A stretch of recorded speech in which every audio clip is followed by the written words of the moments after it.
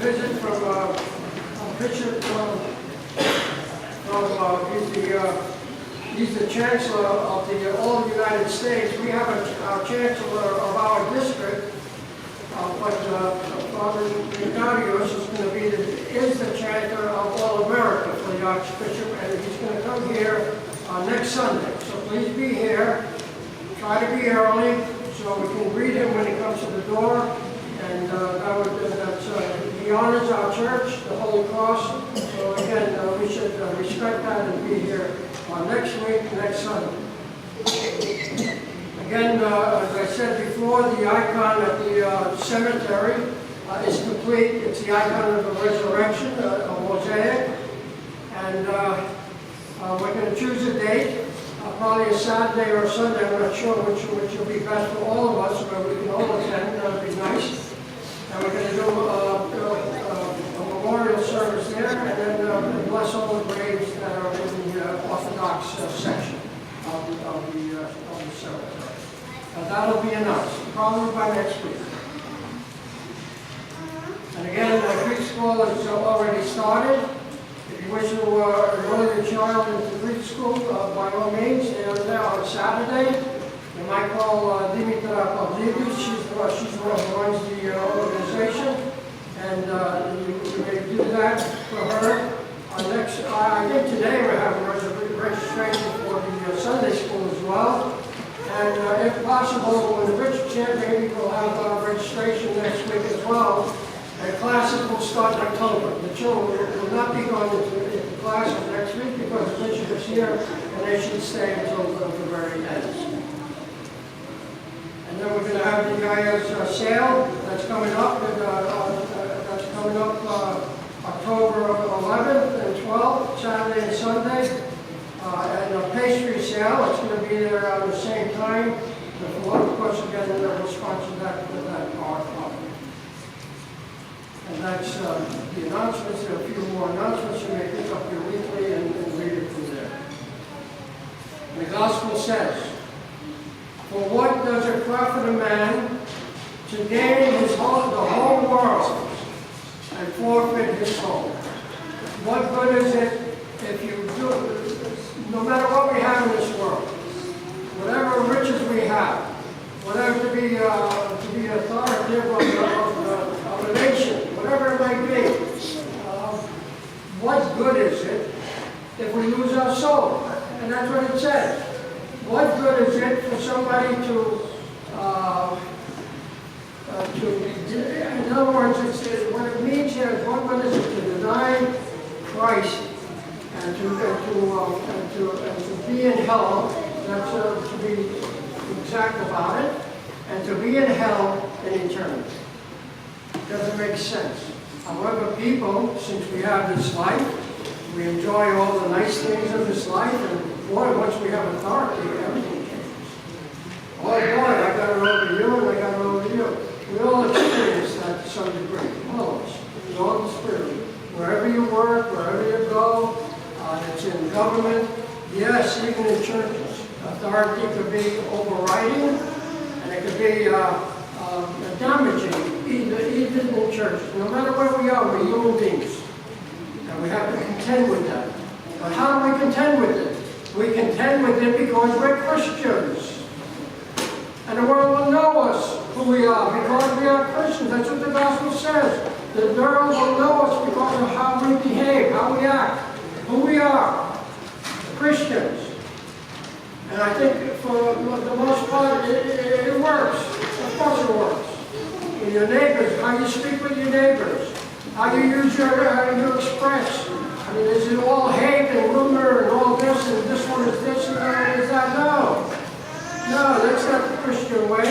You will say, what is this? You know, you call yourself a Christian, you say you go to church all the time, you say you pray every day, at night, and this, and yet you say that you hate your neighbor.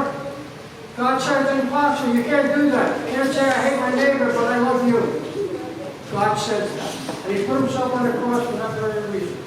Now we would know that. And he says, pick up your cross. If it is a cross, if our sins are a cross to us, I feel that I can't help it. How many of us say that? I have such a habit. I can't help I keep going, I try. No, you're not trying enough. Have God in Himself bless you. Ask the Lord, help me. If you ask the Lord to help, it will help. He will help you. And yes, whatever we have, whatever passions we have, however we use our mouth, whatever it might be, ask the Lord to help us, and He will help us. He will help us. That's how we look upon the cross. Pick up your cross, it says. It's in the gospel. Pick up your cross and follow me. I think a good example is that the cross, when we think about the cross, I might have told the story before. There's when Jesus was on the cross, and it was getting, and it was coming down to the evening, and they had to whoever was on the crucifix had to be dead and buried by the time the Passover came. So so what they did was they broke the legs of the two soldiers, the two that were crucified with Jesus. They broke the legs. When you break the legs of them, that's what keeps them alive, because they're able to lift up, and their lungs are able to breathe. But you break the legs and it's gone, and they're hanging, and they suffocate, they die. But it says, the gospel says they didn't break the legs of Jesus, maybe because he was nailed to the cross. Maybe that's the reason, I don't know. But they didn't break the legs of Jesus. But the soldier, the centurion, put a spear in the side. He put a spear in the side. Now what do you think happened to that centurion? I would say, everybody, I would guess, if you don't know the story, you would say he went to hell. No. He's a saint of the church. He's a saint. He happens to be a saint of the church. His name is Longinos, we know. And this is by tradition, it's not in the Gospels. But it says when he pierced the side of Jesus, that blood sprinkled out. That's in the Bible. Blood and water came out of Jesus, his side, and some of the blood went on his eyes, and he had a terrible eye infection and disease. And as soon as the blood touched his eyes, he became whole. He was cured. And what does the Bible say that he says? Surely this was the Son of God. He recognized him. He saw him. He saw the miracles. He saw the earthquake. He felt his eyes. He saw all of these events. And he said, surely this is the Son of God. And he went and he left a centurion in the army. He was in charge of 100 men.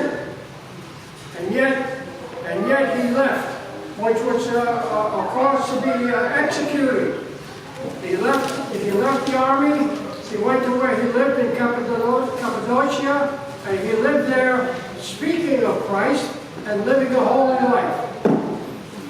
And when Nero, the emperor, heard that he was still, when he left, AWOL, he left the army, and he went and he sent out troopers to go and find him.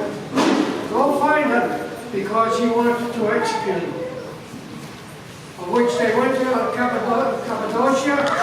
They saw he lived in a little hut, and they went in there. They didn't recognize who he was, and they asked him. They said, we're looking for this centurion, and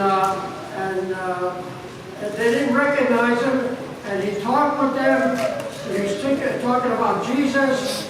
He fed them. He did whatever hospitality he did, and they said amongst themselves, because the soldiers went out and they were looking for somebody. If they don't come back with who they're looking for, they could be executed as well. So they were saying that we're going to take somebody and we're going to bring him back and say he was a centurion. He was the one, and they were going to execute him. And he said, no, I am the one. I am Longinos. I am the one that you're looking for. And they reluctantly brought him back, and he was executed. They cut his head off. And he was martyred, and he's a saint of the church. He picked up his cross, and he followed Christ. As a centurion, he had everything. The greatest honor, one of the greatest honors of Rome, to be a soldier of the emperor, in charge of 100 men. And he gave it all up because he saw who Christ was on the cross, the miracles, the humble one, not loud and I am this and I am that. No, Jesus doesn't speak that way. He tells the truth. Yes, he says I'm the Son of God, absolutely, because that's the truth. He's not a liar. He's telling the truth. I am the Son of God. I'm telling you who I am. He says, follow me, and you will have life eternally. You will always have life in me, peace, salvation, and love. For eternity, what good is it to have everything you want here, and then, in just such a short time, and wind up in a place where there's suffering and sorrow? But wind up a place where Christ is, where there's only love and care and compassion. That's how we celebrate the cross. We are Christians, we are followers of Christ. Let us all pick up our cross. Yes, sometimes it's heavy. Pick it up and ask the Lord for help, and He will give it to you. That's our merciful and loving God, and He is merciful.